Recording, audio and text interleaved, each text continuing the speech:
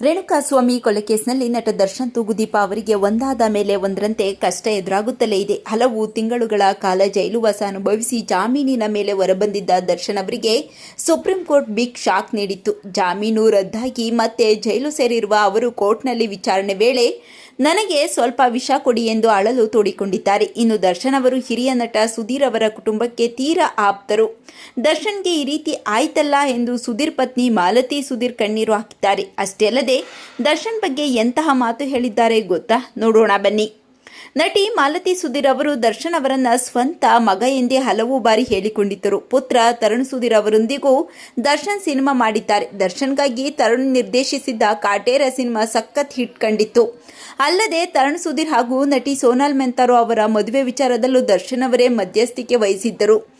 ಆದರೆ ದರ್ಶನ್ ಅವರು ಜೈಲಿನಲ್ಲಿದ್ದ ಕಾರಣ ತರುಣ್ ಅವರ ವಿವಾಹಕ್ಕೆ ಬರಲು ಸಾಧ್ಯವಾಗಿರಲಿಲ್ಲ. ಈಗ ಮತ್ತೆ ದರ್ಶನ್ ಅವರು ಜೈಲು ಸೇರಿರುವ ಬಗ್ಗೆ ಮಾಲತಿ ಸುಧೀರ್ ಅವರು ಸಂಕಟ ಹೊರಹಾಕಿದ್ದಾರೆ.